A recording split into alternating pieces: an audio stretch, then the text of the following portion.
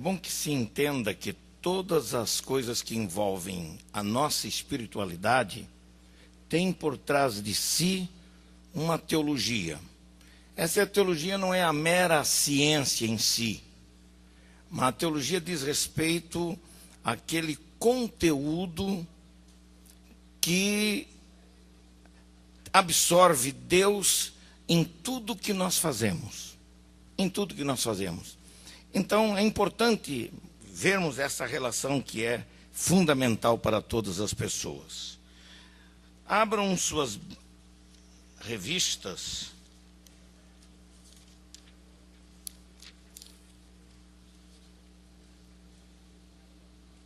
Na página 21 e 22.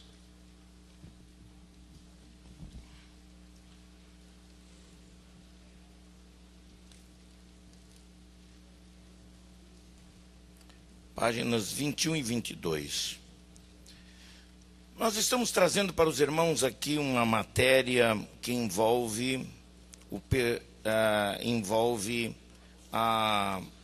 o resgate da pregação bíblica. O resgate da pregação bíblica. E a nossa grande preocupação neste assunto, irmãos, é exatamente pelo fato de que hoje, numa Assembleia de Deus amadurecida, centenária, haja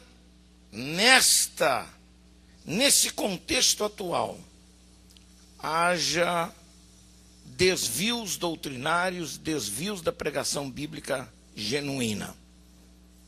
E a grande preocupação hoje nossa é exatamente despertar a consciência dos pregadores para que voltem para a Bíblia. Voltem para a Bíblia.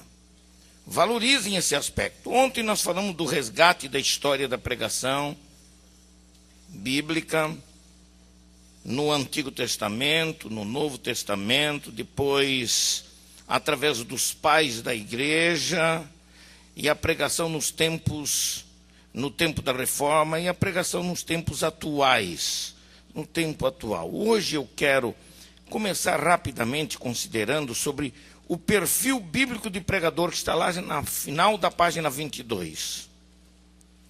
Não vou me prender muito a esses aspectos porque são, na verdade, definições que nós trazemos, especialmente da língua grega, para ilustrar bem o papel e esse perfil de pregador que nós temos aqui. E aparecem de uma forma toda especial para entendermos esta questão.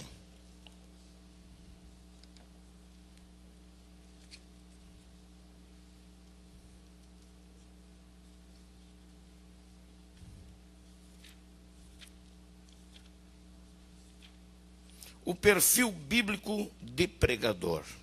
Está aí, final da página. Vários termos gregos, e quando usamos os termos gregos, usamos porque é a língua do Novo Testamento, e são palavras que definem melhor esse papel para compreendermos a dimensão da responsabilidade que o pregador tem ao ministrar a palavra de Deus. Por isso que a gente utiliza de certos termos linguísticos da Bíblia para ilustrar essa verdade. A primeira coisa que a gente precisa entender é que quando usamos a palavra perfil, é uma palavra que pode ser definida como o conjunto, o perfil de alguém diz respeito ao conjunto de traços psicológicos ou habilidades que tornam, no caso do pregador, apto para a responsabilidade de pregar a palavra de Deus. Em outras palavras, um pregador autêntico tem um perfil definido de pregador, ou pelo menos precisa ter um perfil definido. Todos os traços psicológicos, suas habilidades intelectuais e pessoais na ministração da palavra são manifestos neste perfil. Conhece-se um pregador bastando olhar para ele, quando ele é de fato um pregador que tem um perfil. Que tem um perfil. Esse perfil diz respeito a uma série de coisas. Quando falamos de traços psicológicos, dizemos de todas aquelas manifestações naturais ou trabalhadas ao longo da vida de uma pessoa, em que ela vai ser identificada exatamente por aquele traço. Ser identificado por aquele perfil, por aquela forma de ser. E as várias palavras gregas aqui ilustram mais ou menos esse perfil. Começa aí com a palavra kerix ou kerux, que dá o sentido de arauto, proclamador, mensageiro. Vários textos podem ser lidos, está aí na sua apostila. Não vamos nos prender muito a esses textos aqui agora, porque eu quero trazer alguns conceitos mais à frente sobre o trabalho do pregador. Mas quem é o kerux? Esse perfil diz respeito àquele que proclama, aquele que se constitui num mensageiro da voz de Deus. E a maioria dos pregadores hoje estão dentro desta categoria, ou dentro deste perfil.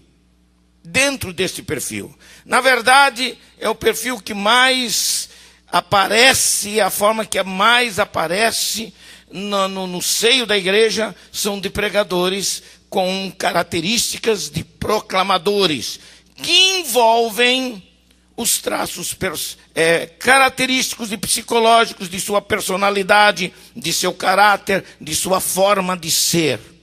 De sua forma de ser.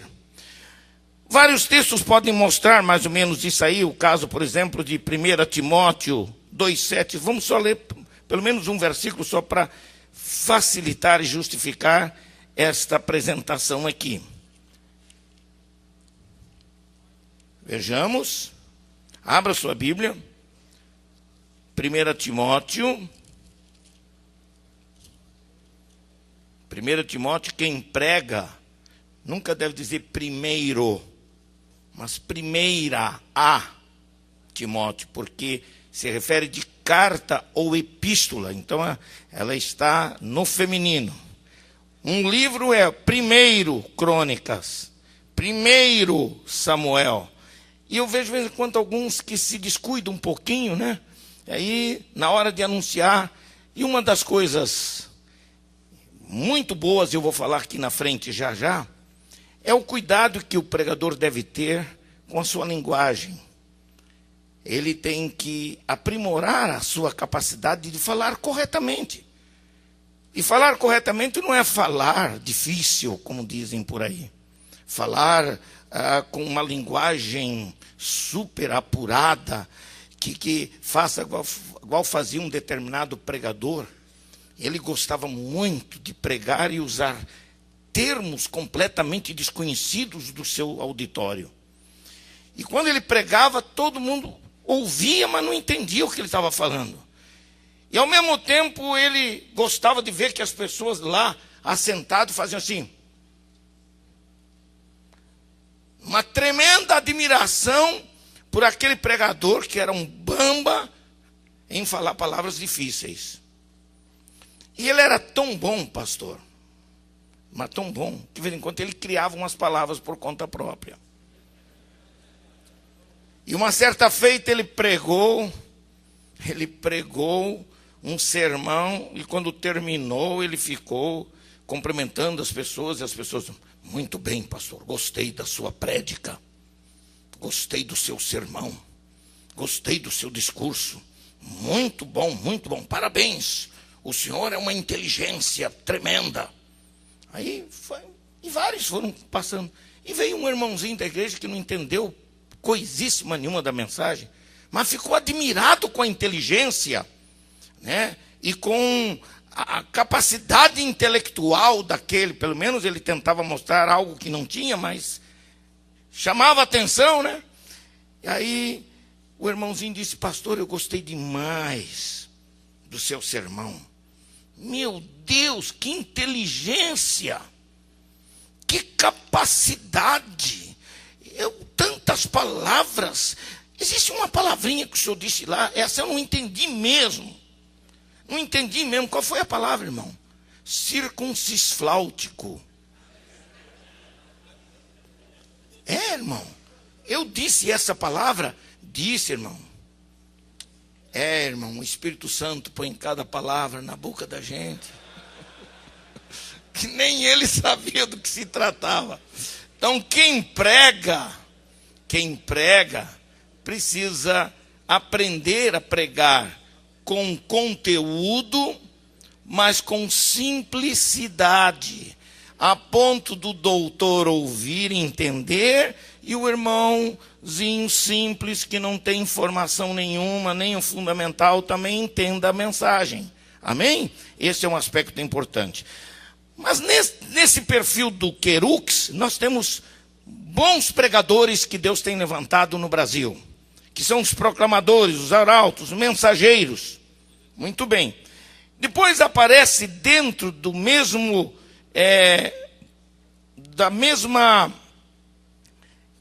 caminho da comunicação, da palavra, dos que pregam, dos ensinos, o chamado presbeu, que diz respeito ao embaixador.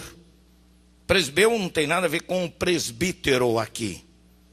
Tem a ver com o embaixador, aquele que representa e fala por seu país ou pelo seu chefe superior, mas tem a obrigação de falar. E um bom embaixador precisa ter cultura suficiente e habilidade suficiente para representar com segurança a fala que o seu chefe faria.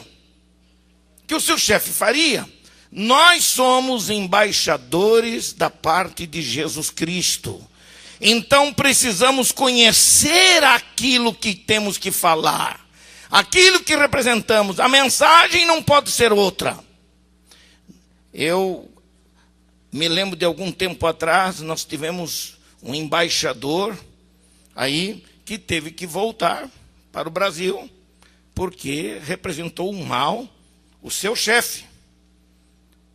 Ele se achou com direito de ter ideias próprias, independente das ideias do seu chefe e do seu país, e com isso ele criou um conflito político, uma dificuldade política, que não pode acontecer.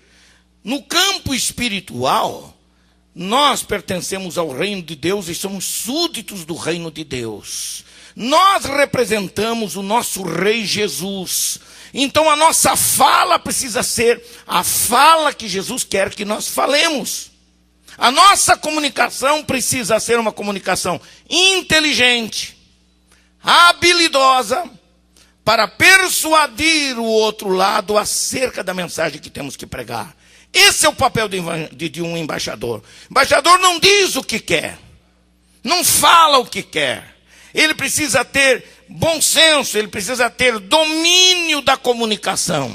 Ele precisa se habilitar culturalmente para representar o seu chefe. Esse é o papel do presbeu.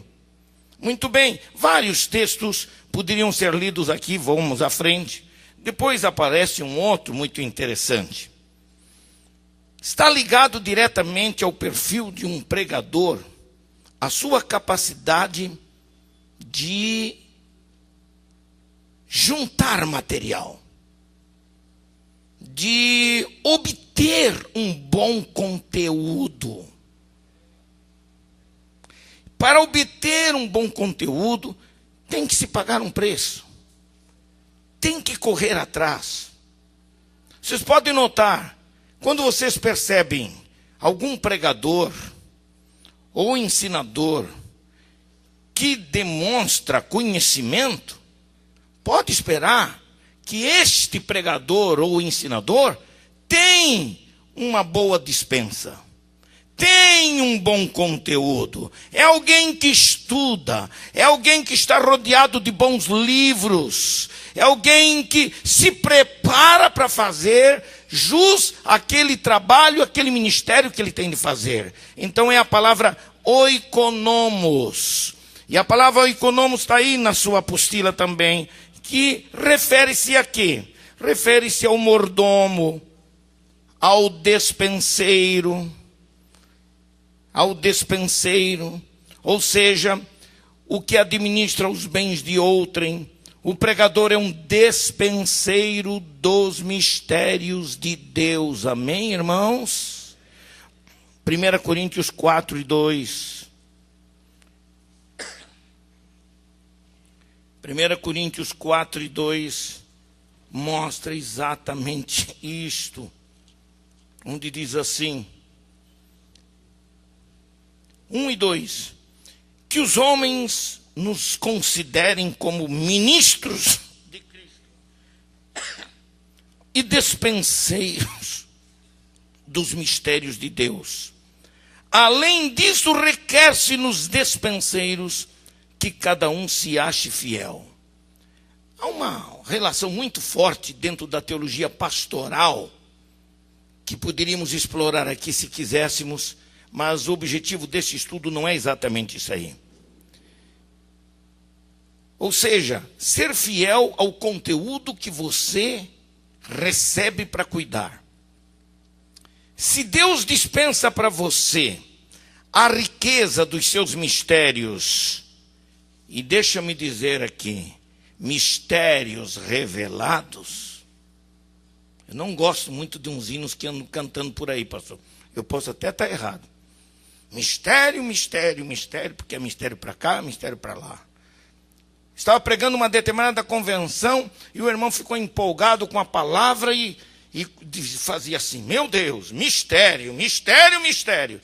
Eu disse, então, meu irmão, eu não estou sendo compreendido. Não estou sendo compreendido. Não há mistério nesse livro. Está difícil dizer amém? Não há. Não há mistério. Bíblia é revelação. E é revelação plena, total. Tudo que você precisa conhecer acerca do projeto de Deus para a vida da humanidade, para a salvação da humanidade, está revelado, é revelação. Os seus escritos foram inspirados pelo Espírito Santo, por isso a nossa crença envolve revelação plena, nossa crença na revelação plena da palavra de Deus. Nós cremos na inspiração plena da Bíblia que diz respeito ao registro dessa revelação. Não há mistério aqui. Não há mistério aqui. Aquilo que é obscuro para mim não o é para o irmão. Porque particularmente o Senhor foca a luz, lança a luz para compreender através dos olhos do nosso entendimento, entendermos aquilo que está lá. O que pode ser mistério, na verdade, não é mistério. Se alguma palavra na Bíblia às vezes se constitui no mistério para minha mente limitada, então eu vou orar, eu vou estudar, eu vou pesquisar, eu vou pedir ao Senhor que me mostre, que me revele. Ele não vai dar uma nova revelação. Ele vai simplesmente jorrar luz para você compreender aquilo que já está revelado. Amém, irmãos? Esse é um cuidado e uma correção que nós temos que fazer na nossa forma de crer. Nós temos uma tendência no meio pentecostal de assimilarmos essas novidades assim místicas, exageradas, que existem por aí, e aí transformamos o nosso cristianismo numa coisa assim do outro mundo. É bom entendermos que o nosso cristianismo é um cristianismo, acima de tudo, humano, em que as coisas são compreendidas, porque a palavra de Deus é revelação. E um pregador é o quê? É um oikonomos. Um pregador, um ensinador, é um oikonomos. É um despenseiro. É alguém que cuida. Eu sei que tem muita gente aqui que estuda bastante, que tem uma boa biblioteca. Eu gosto, eu tenho uma, modéstia à parte, eu tenho uma boa biblioteca. Quem for na minha casa vai encontrar lá mais de 15 mil livros. E não são livros jogados para tudo quanto é lado, não. São livros organizados para que eu possa pesquisar. Não tenho livro para enfeitar a parede de casa. Eu tenho livro para estudar, para pesquisar. Quanto mais eu estudo, mais descubro que não sei. Quanto mais eu sei que não sei, mais eu tenho necessidade de aprender. Eu acho que até morrer eu vou continuar aprendendo. E bem-aventurado é aquele que continua na presença de Deus um eterno aprendiz. Isso é fundamental. Agora, para eu ter o que dar, para eu ter conteúdo para as pessoas, eu não posso cruzar os braços. Eu tenho que ter dispensa. Eu tenho que ter conteúdo.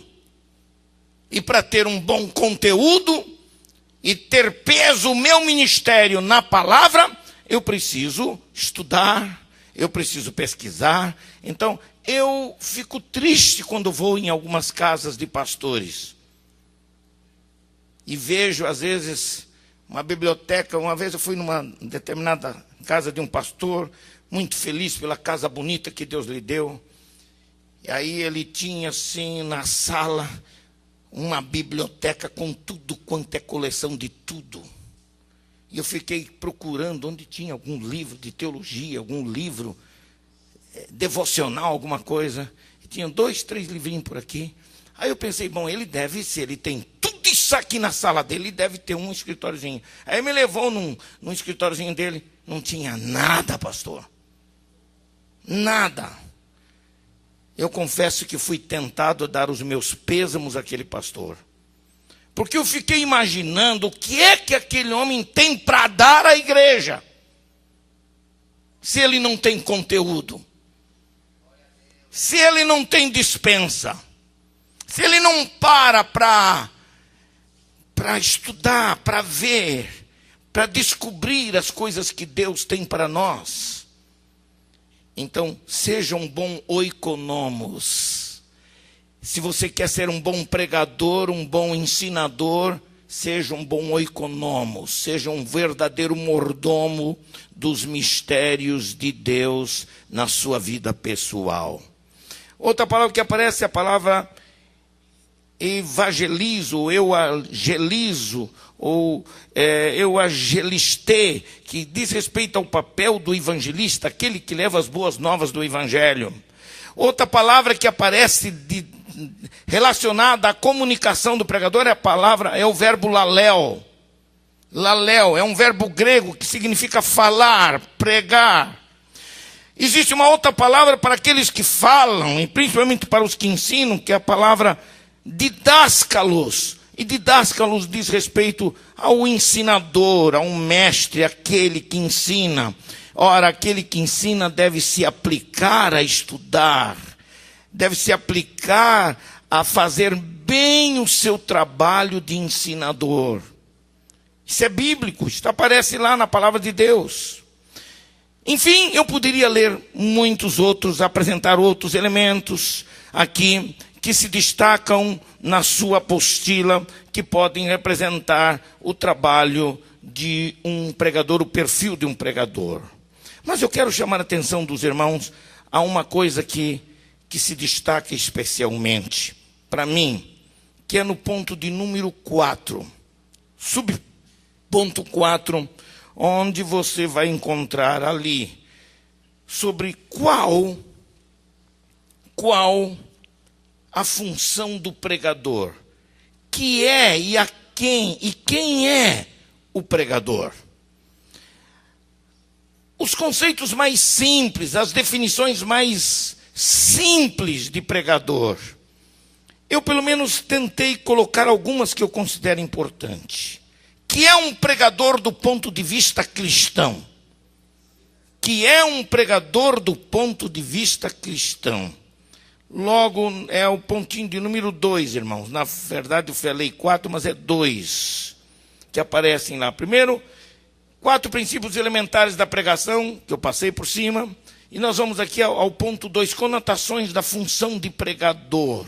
Que é um pregador? Pregador, como é que está escrito aí? Vamos ler todos juntos, por favor, na apostila. Letra A, vamos lá, irmãos, todos juntos. Pregador é alguém que recebe a mensagem de Deus via Bíblia e a entrega aos homens. Essa é a definição mais simples e objetiva de um pregador cristão. De um pregador cristão. É aquele que trata com Deus. É aquele que trata com Deus no ponto B, vamos lá. Pregador é o que trata com Deus os interesses dos homens e com os homens os interesses de Deus. Um verdadeiro ministério profético. O verdadeiro ministério profético se revela aqui. Essa relação do pregador com Deus e com as pessoas.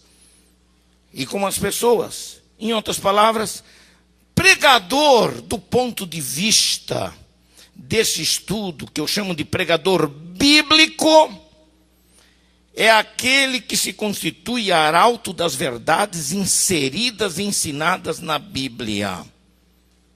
O que vem de encontro a alguns absurdos que têm acontecido nos últimos tempos. De pregadores que abandonam a Bíblia e vão em busca de subsídios, de livros seculares, de autoajuda e coisas semelhantes, e eles acabam confundindo valores espirituais com valores humanos. Nossa teologia tem se tornado uma teologia horizontalizada, que só se preocupa com o humano, tem se tornado uma teologia muito humanista, e com isto, esses valores, é assim que nasceu, especialmente, as ideias e as teologias dentro do neopentecostalismo. Começou por aí.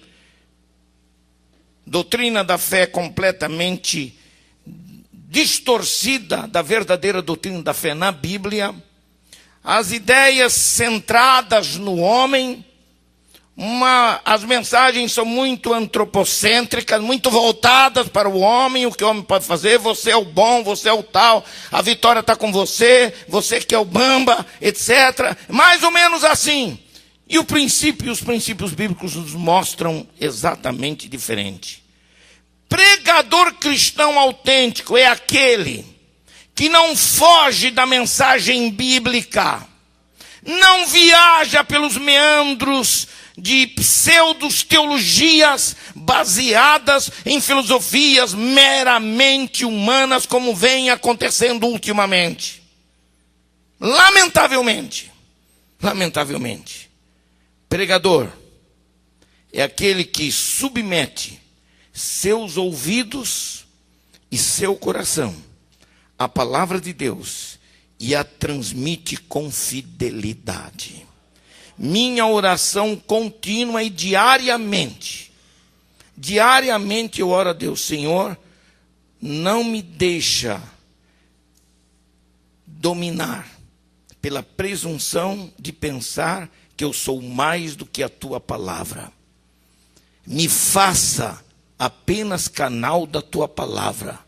Eu quero ser fiel à tua palavra. Eu não preciso inventar nada para ter sucesso no ministério. Se eu quiser ter sucesso no ministério, ele é válido, é até aceitável, desde que eu nunca esqueça de que eu sou apenas o canal, de que eu sou apenas o instrumento que Deus vai usar, que eu sou apenas o servo, mas a glória, o Senhor da palavra é Ele. Ele é o Senhor de todas as coisas. Por isso, quer ter sucesso como pregador? Então submeta seus ouvidos a ouvir a voz de Deus. Submeta. Ouça a voz de Deus quando lê a Bíblia. Ouça a voz de Deus quando está orando. Mas ouça a voz de Deus. Não finja espiritualidade que não tem. Não tente acrescentar à sua espiritualidade experiências extremas e experiências que não dá nem para achar uma palavra parecida, como alguns gostam de contar uns negócios assim, mirabolantes, aquela coisa e tal. É assim que eu tenho visto acontecer. Eu conheço um grupo de pregadores, assim, hoje, conheço um grupo, que agora está se desfazendo, que entrou por um caminho de fanatismo, de vaidade, porque eles resolveram passar para o povo a ideia de que eles tinham uma mensagem de Deus de forma direta, então eles criaram situações e experiências. Teve um determinado grupo aí que entrou nessa história de arrebatamento de espírito, e todo mundo queria fazer uma viagem interplanetária aí, para ir ao céu, para falar com Deus, para falar com o Espírito Santo, e até para reuniões, entre aspas, reuniões da corte celestial.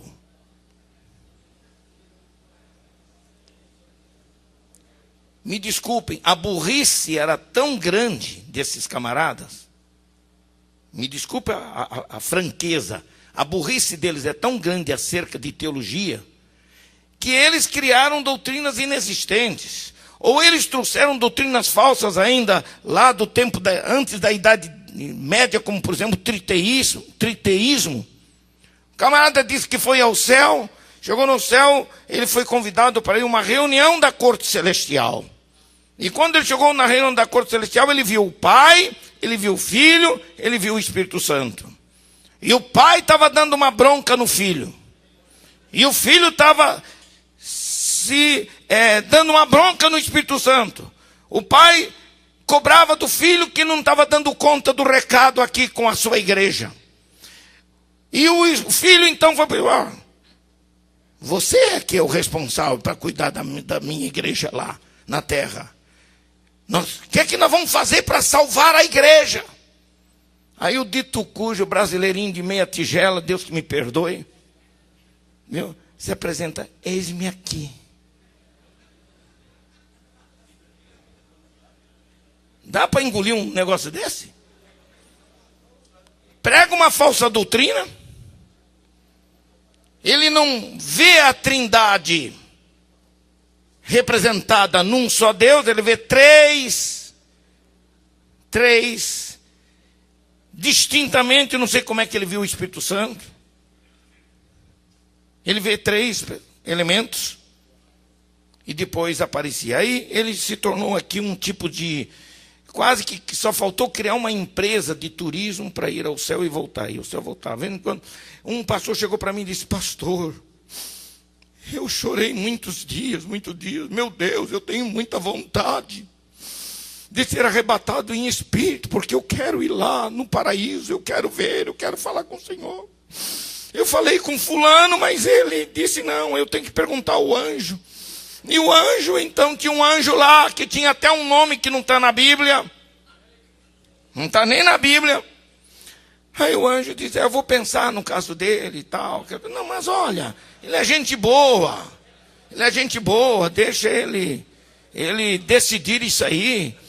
Aí daqui a pouco vinha: olha, o anjo concordou e você terá a oportunidade de ir. Foi numa determinada reunião de oração e lá era um monte de gente indo e subindo. Ora, nós sabemos que arrebatamento de espírito na Bíblia não é uma doutrina. É uma experiência, é uma manifestação espiritual que pode acontecer. Não, a Bíblia não condena nem diz que não pode acontecer, mas não é uma necessidade. Nós não precisamos ir ao céu para tomarmos conhecimento das coisas. Nós temos o Espírito Santo que vive na igreja, suficientemente capaz de nos revelar tudo o que nós precisamos saber. O que é que eu quero dizer com isso?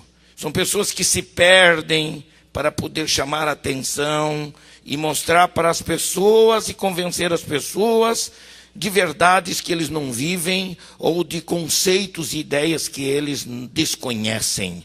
Então, seja fiel ao Senhor, submeta seus ouvidos e coração à palavra de Deus, e você será um pregador produtivo, abençoado pelo Senhor de modo especial. Pregador é aquele que, eu vou usar uma força de expressão, mas aceitável teologicamente. Pregador é aquele que encarna o Logos divino na sua própria vida. E transforma esta experiência de Cristo na sua vida na comunicação e revelação desse verbo de Deus, que é Jesus Cristo.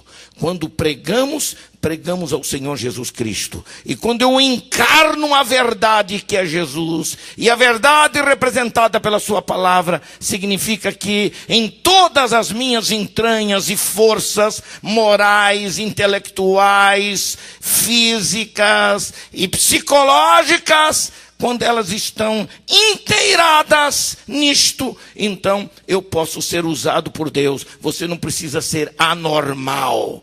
Você não precisa ser um alienígena espiritual. Você pode ser exatamente uma pessoa normal pregando a palavra de Deus.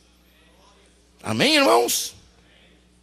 Há uma outra coisa importante sobre a pregação, que eu chamo de a relevância da pregação bíblica. A relevância da pregação bíblica. Abra sua Bíblia em Romanos. Romanos no capítulo 1. Romanos no capítulo 1. Versículos 14 e 15, que nos diz assim: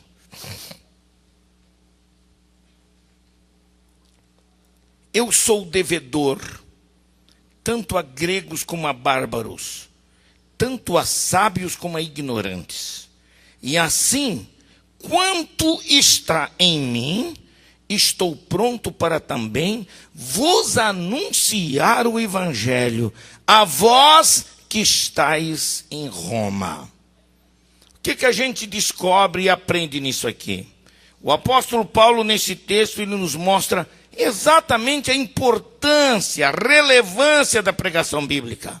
Ele está dizendo em sua carta aos Romanos que ele se sentia devedor, tanto a gregos como a bárbaros, tanto a sábios como a ignorantes, e que ele estava pronto para anunciar o evangelho a todos.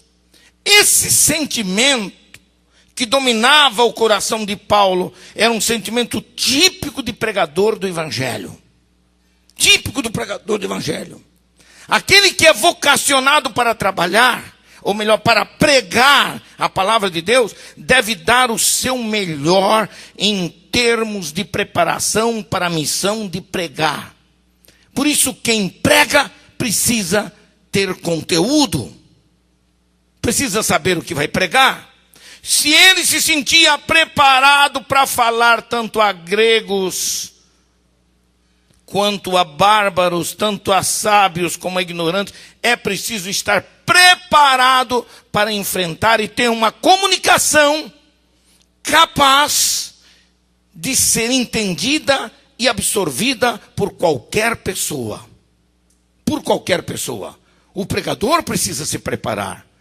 O pregador precisa sentir seus auditórios. Quando eu ensino homilética, eu tenho um livro de homilética que eu acho que a maioria dos irmãos já conhecem, que é o Pregador Eficaz. Esse livro procura ajudar tecnicamente aos pregadores novos, aos pregadores que querem aprender como preparar um sermão.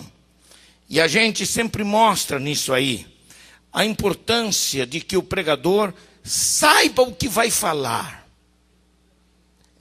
Irmão, esse pentecostalismo barato e pobre, de pregadores que vêm para o púlpito, que fecham os olhos, esperam que ligue numa tomadinha lá no céu e ele começa a falar e vai acontecer, faz um grande barulho, mas não diz nada.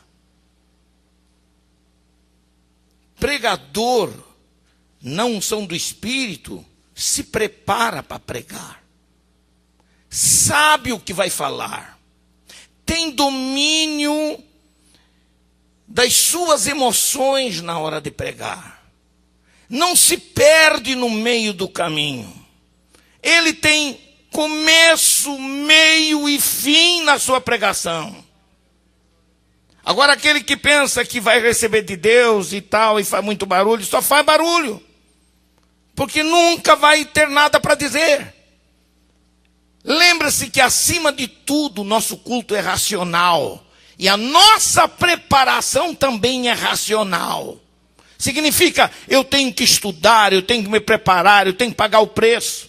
Eu passo muitas madrugadas preparando esboços de estudos bíblicos, porque eu sinto o peso da minha responsabilidade para pregar e ensinar a palavra de Deus no Brasil. Porque eu sei que eu não sou tão bom assim, que eu posso simplesmente cruzar os braços e só chegar e vou falar. Eu pago o preço. Pago o preço quando estou viajando. Quando estou no quarto de hotel, a maioria das vezes, a não ser que eu esteja muito cansado, eu tenho lá o meu notebook, eu tenho lá as minhas anotações. Enquanto estou aqui, eu já escrevi quase 2 capítulos do novo livro que tem que sair pela casa publicadora junto com a revista de escola dominical. O que eu quero dizer com isso, com os irmãos? Que eu sei que para ter conteúdo, para escrever alguma coisa, para pregar alguma coisa, eu preciso estudar, eu preciso me preparar. A minha mala, ela pesa mais com os livros que eu levo comigo para cá e para lá. Por isso que é difícil eu trazer livro meu para vender. Muito difícil trazer livro meu para vender. Eu trago são outros livros para pesquisar, para estudar, e orar a Deus, e pedir a misericórdia do Senhor. Chego em casa, vou direto para o escritório. Dá duro, por quê? Porque tenho pouco tempo, porque tenho logo que viajar. O que eu quero dizer com essa experiência minha pessoal? Quero dizer de que eu tenho consciência dos meus limites. A minha autocrítica me diz que eu não sou tão bom assim, que eu não preciso mais estudar, que eu não preciso mais trabalhar. Não basta ter um bom nome. Para ter um bom nome é preciso manter, e para manter um bom nome é preciso pagar o preço. E até a vinda do Senhor, ou até o meu último suspiro de vida, eu quero fazer uma coisa que eu recebi como um pedido especial do meu pai no leito de morte. Meu pai, que foi um pioneiro da obra pentecostal, um pregador e ensinador. Meu pai estava no leito de morte. E um dia ele, no final de tudo, depois de uma experiência que eu tive com ele, conversando com ele, ele me chamou e disse: meu filho Nai, eu sei que agora eu vou me encontrar com o Senhor Jesus. Eu sei que o Senhor não vai me tirar desse leito de enfermidade, mas eu estou com a minha consciência tranquila. Pega a minha Bíblia, meu filho. Eu peguei a Bíblia do meu pai que estava ao lado, dei na mão dele, ele não tinha força para segurar a Bíblia, tão fraquinho que estava. E ele disse para mim assim: meu filho, eu segurei essa bandeira e não deixei cair no campo de batalha. Eu estou passando para você.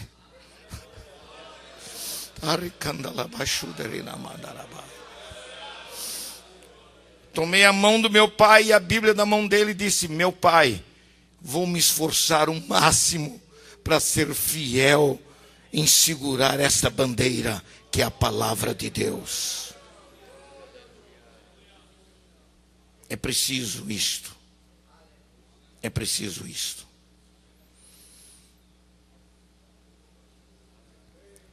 Paulo, na verdade, mostra que aquele que é vocacionado para pregar deve dar o seu melhor em termos de preparação para a missão de pregar. Atos 20.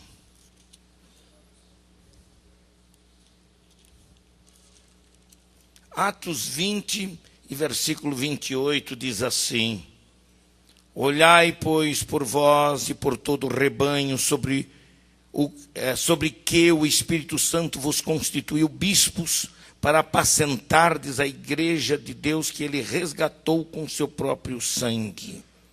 Ou seja, é preciso estar preparado para cuidar do rebanho de Deus. Mas no versículo 27 ele diz assim: porque nunca deixei de vos anunciar todo o conselho de Deus. O compromisso do apóstolo era, antes de tudo, com o conselho de Deus, com a palavra de Deus, sem acrescentar, sem inventar. De vez em quando a gente estuda um pouquinho de teologia contemporânea, a gente percebe que alguns críticos literários de teologia, alguns teólogos modernos, chamados liberais, eles criticam tremendamente o apóstolo São Paulo. E diz que Paulo era altamente influenciado por algumas filosofias gregas, do gnosticismo e de outras coisas mais. E eu não vejo assim. Na verdade, Paulo foi o maior combatedor do gnosticismo nos seus dias. Porque a tentativa é desfazer. É por isso que eles nem acreditam que a Bíblia é a palavra de Deus. Eles acreditam que a Bíblia contém a palavra de Deus, porque se acham com direito de criticar. Eu creio na inspiração plenária da Bíblia, e eu creio que a Bíblia é a palavra de Deus. E tudo que está aqui escrito não cabe a mim agora discutir de uma forma em que eu tenha que desfazer. Eu preciso acreditar que pregar a palavra é preciso ter esse mesmo sentimento que dominava o coração do apóstolo São Paulo. A responsabilidade é enorme de quem prega. Requer dessa geração de pregadores de nossos dias o compromisso de manejar. A palavra manejar aparece na língua grega como ortotomeu, que é cortar reto, cortar certinho. Quem maneja como quem usa uma espada de 2 gumes. Quem maneja com a palavra da verdade precisa estar habilitado para manejar. Habilitado para fazer a coisa correta. Para fazer a coisa correta. Vivemos numa época, hoje em dia, em que os absolutos da fé têm sido relegados a um segundo plano. A Bíblia tem se tornado para alguns pregadores apenas em desculpa para mensagens vazias, porque suas ideias geralmente são advindas de filosofias modernas, que influenciam tantos cristãos nos tempos atuais, o que entristece a gente tremendamente. E isto pode ser explicado melhor em Colossenses 2:8, quando Paulo diz assim, Colossenses 2:8 diz assim: tende cuidado, para que ninguém vos faça presa sua, por meio de filosofias e vãs sutilezas, segundo a tradição dos homens, segundo os rudimentos do mundo, e não segundo Cristo. Precisamos cuidar com aquilo que pregamos, com aquilo que anunciamos, com o conteúdo que nós temos, para podermos comunicar ao povo de Deus, comunicar às pessoas. Esse é o tempo que vivemos, onde a palavra, a verdade é relativizada. A valorização dos sentimentos hoje está maior em detrimento da racionalidade da palavra de Deus. No meio pentecostal, nós sempre estamos lá no limiar entre a emoção e a razão. E quando eu percebo o exagero que se dá às emoções em detrimento da racionalidade da palavra de Deus, eu me assusto. Olha, irmãos, tá difícil de engolir umas coisas por aí, viu? Tá difícil. Um pregador, num determinado lugar aí, chegou e ficou olhando para a mão assim. Meu Deus, meu Deus, meu Deus, o que é que eu estou vendo? O que é que eu estou vendo? A unção está aqui na minha mão, está aqui. Aí olhava para o auditório, para algumas pessoas. Você quer um pouco da minha unção? Aí daí eu quero. E tá. Então vem receber. E vinha aquele monte de gente que se jogava nos pés do pregador. Era o cancã da festa. Era o rei da cocada preta. Quem é que diz que unção é isto aí? Quem é que diz? Outros, um dia fui pregar numa outra igreja. Aí alguém disse para mim assim: o senhor vai ver um homem poderoso. Poderoso. Ele é chamado Canela de Fogo. É o Canela de Fogo. Ah, é? Aí apareceu o camarada, veio lá, sim, com uma carinha de humildezinho. Paz do Senhor para os irmãos. Graças a Deus estou aqui.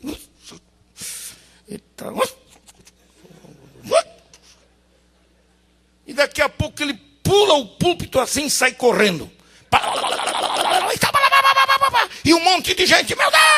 Aí o povo só falta subir pelas paredes. Palhaçada. Isso é palhaçada. Isso é brincar com a inteligência das pessoas. Isso é desrespeito. Isso não é nem emoção. Isso é brincadeira de circo. E a igreja não é palanque de circo e nem púlpito. Se você tem a unção de Deus, se você tem a graça do Senhor, tenha domínio sobre aquilo que você vai fazer, para que a palavra produza o verdadeiro efeito para a glória do Senhor, não para a sua própria glória.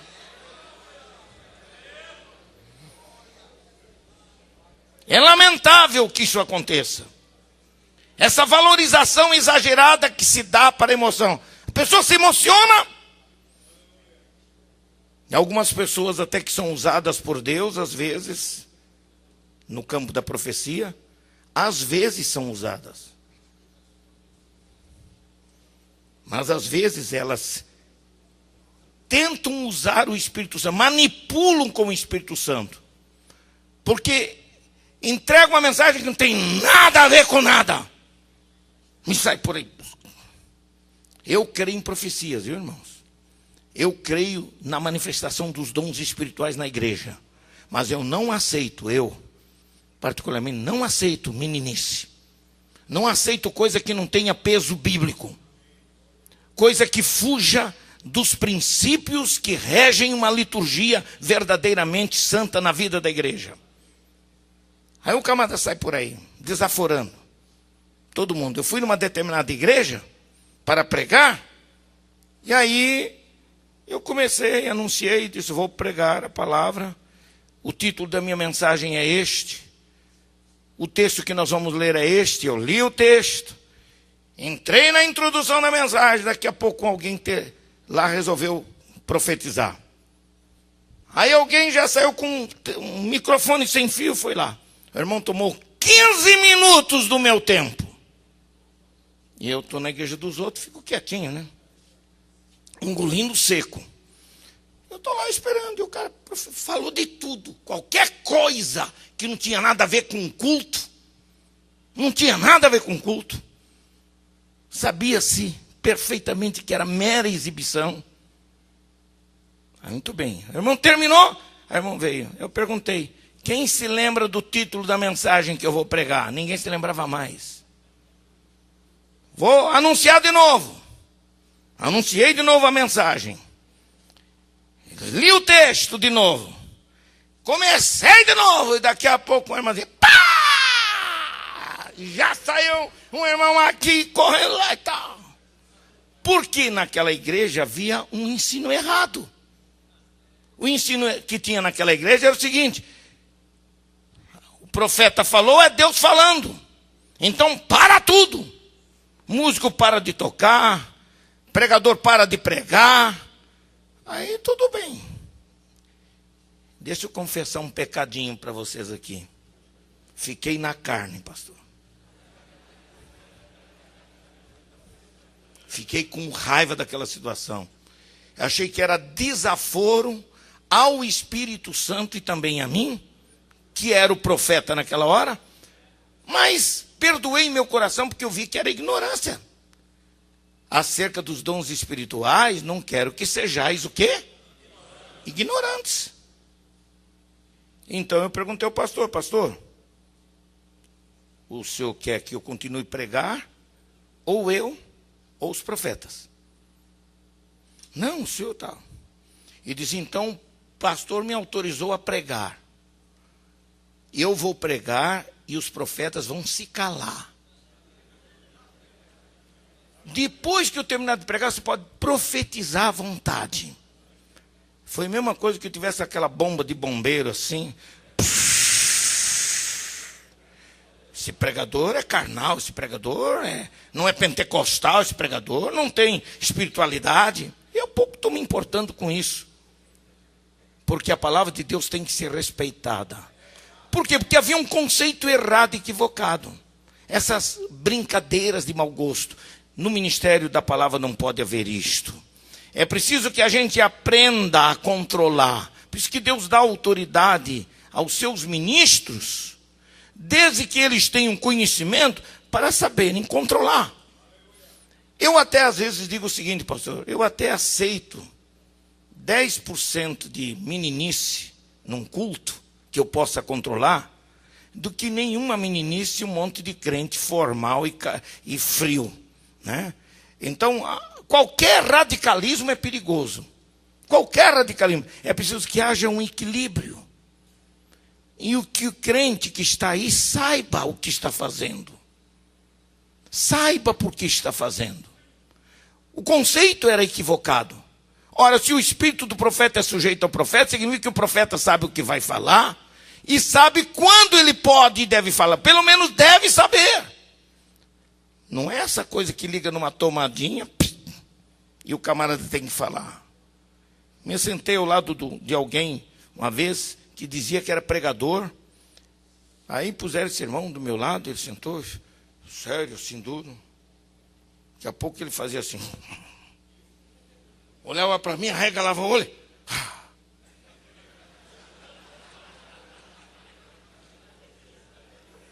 Aí eu me virei para ele: irmão, o senhor está passando mal? Não, irmão, é o Espírito Santo. Não, meu irmão, isso não é Espírito Santo. Isso não é Espírito Santo. Tome cuidado, não brinque com coisa séria. Essas brincadeiras. Quem é que diz que você tem isso? Aqui não é sessão espírita. Culto é sessão espírita, irmão, onde um espírito entra numa pessoa e a pessoa tem que estribuchar, tem que arregalar os olhos, tem que sair pulando, tem que fazer... Não. Você tem direito à alegria. Você tem direito a expressar a sua alegria. Você se alegra, um bate palma, o outro levanta a mão, o outro chora, o outro grita, o outro põe a cabeça no meio dos joelhos. É perfeitamente aceitável, mas isso não pode se transformar em regra. Em regra. Que para o Espírito Santo manifestar, você tem que arregalar os olhos, que você tem que estribuchar, que você tem que sair pulando. Não é. Não é regra. Essas verdades, e tem pregadores que são especialistas em provocar isso para depois eles ficarem. Um determinado pregador chegou, foi anunciado que ia pregar, ele estava quietinho, não dizia amém para nada do que estava acontecendo no culto. Aí na hora que anunciaram ele como pregador, entregaram o microfone na mão dele lá sentado.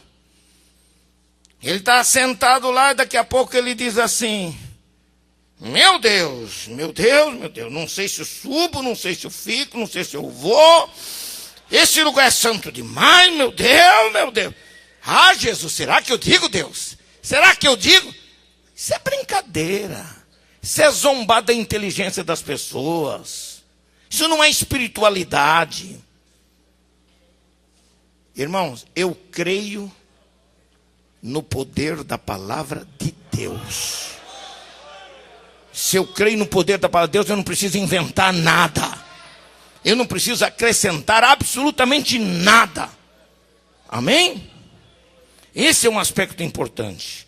Então, precisamos ter cuidado com aquilo que pregamos, com aquilo que ensinamos. A pregação autêntica tem os seus fundamentos, ou os fundamentos de sua teologia respaldado pela experiência de conversão do pregador. Antes de tudo, um pregador tem que ser convertido. Na experiência de Paulo, a teologia da sua pregação estava fundamentada em sua experiência pessoal com Jesus. E nada passava por cima, porque a sua experiência com Jesus foi suficiente para formar uma teologia precisa, abençoada. E nós devemos, sem dúvida alguma, acho que uns 60%, 70% da teologia do Novo Testamento nós devemos ao apóstolo Paulo. Indiscutivelmente. O grande construtor da teologia cristã foi o apóstolo São Paulo. Mas era um homem comprometido com a palavra. Aleluia, aleluia. O encontro com o Cristo da Bíblia legitima a pregação de qualquer pregador. Senão ele vira apenas um artista qualquer. No cristianismo moderno nós enfrentamos a ameaça do secularismo pós-moderno que está por aí. E os absolutos da fé são relegados a um segundo plano e deixado de lado. Os temas bíblicos hoje são muito secularizados por aí afora, interpretados à luz do pensamento que rege a sociedade moderna. Não precisamos nada disso. A Bíblia é sempre atual. Sempre atual, sempre atual. Ela não é alguma coisa do passado, ela é alguma coisa sempre atual. Quem crê dessa forma? Está na hora, né, pastor? Não sei. Amém. Tantas coisas, né? À tarde, eu vou falar à tarde? À tarde, eu vou falar sobre a construção da pregação bíblica. E nós vamos falar de algumas coisas bem interessantes aqui. Vamos ver se eu consigo terminar à tarde, falando também da glória da pregação bíblica, para a honra e para a glória do nome do Senhor. Tudo aquilo que eu, sem dúvida, não pude explicar com palavras minhas, eu tenho certeza que o Espírito Santo ilumina a sua mente para entender as verdades. Mas eu quero que os irmãos saibam de uma coisa. E esse tema que eu estou trazendo para cá, que não é um tema teológico específico de uma doutrina especial que deve merecer a nossa apreciação, como o caso do pastor Abiezer, né? Abiezer está trazendo uma matéria teológica profunda, séria. Esta matéria tem um caráter prático da pregação cristã, visando corrigir excessos, visando corrigir alguns abusos que tem havido por aí, e nos despertar. Meu irmão, você é pastor de igreja, pense 2 vezes antes de convidar alguém para pregar na sua igreja que você não conheça. Não vá só pela propaganda de alguém. Procure descobrir se aquela pessoa tem conteúdo bíblico, tem mensagem de Deus, é humilde e tem a capacidade de ser uma bênção para a sua igreja. Caso contrário, você vai levar para a sua igreja um tremendo problema para resolver depois que o pregador vai embora. Não é verdade? Eu falo isso, irmãos, porque eu sei o significado de ser pastor de igreja. Sei o significado disto. Hoje eu não estou pastoreando igreja, porque Deus me tirou, foi Ele, não foi outra pessoa. Deus me tirou da frente de uma igreja por 24 anos. Exatamente para ajudar as igrejas e os pastores nesse campo do ensino da palavra de Deus. Deus abençoe a todos em nome de Jesus.